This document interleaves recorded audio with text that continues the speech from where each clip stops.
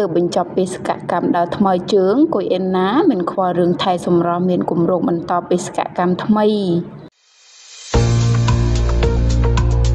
គ្រាន់តែបញ្ចប់បេសកកម្មដើរថ្មើរជើងមិនបានប៉ុន្មានថ្ងៃផងស្រាប់តែកញ្ញាគួយអេនណាមានគម្រោងនឹងបន្តបេសកកម្មថ្មីជាបន្តទៀតដើម្បីផ្សារភ្ជាប់តំបន់ទេសចរនៅកម្ពុជាដោយមិនខ្វល់ពីរឿងថែរក្សាសម្រស់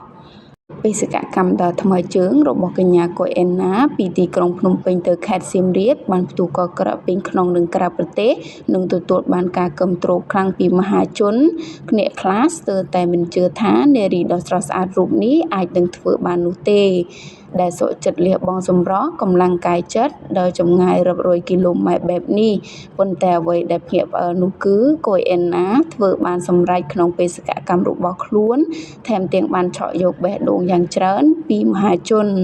ជាមួយនឹងភាពជោគជ័យរបស់ខ្លួននេះកញ្ញាគួយអេនណាក៏មានគម្រោងបង្កើតបេសកកម្មថ្មីមួយទៀតដើម្បីផ្សារភ្ជាប់តំបន់ទេសចរនៅក្នុងប្រទេសកម្ពុជាដោយគម្រោងថ្មើរជើងពីភ្នំពេញទៅខេត្តសៀមរាបដែរកញ្ញាគួយអេនណានៅពុំទាន់បង្ហើបប្រាប់ថានឹងបន្តបេសកកម្មទៅបៃខាងណានោះឡើយទេដោយសារទើបតែបញ្ចប់បេសកកម្មទី1របស់ខ្លួន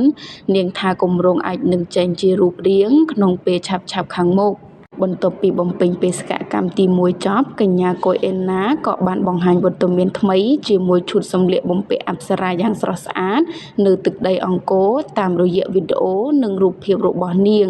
គឺបានទាក់ទាញភ្ញៀវជាតិនិងអន្តរជាតិជាច្រើនប្រឡែកមកមើលសម្រស់កញ្ញាគួយអេនណាវិញគឺមានការប្រែប្រួលច្រើនមិនស្រស់ស្អាតដូចកាលពីមុនទេជាពិសេសសម្បុរស្បែករបស់នាងពេលនេះកាន់តែឡើងខ្មៅជាងមុនចំពោះរឿងសម្រស់កញ្ញាគួយអេនណាបានបញ្ជាក់ថានាងមិនខ្វល់ពីរឿងសម្រស់នោះទេពីព្រោះនាងចង់ធ្វើបេសកកម្មមួយនេះឲ្យចប់និងជោគជ័យ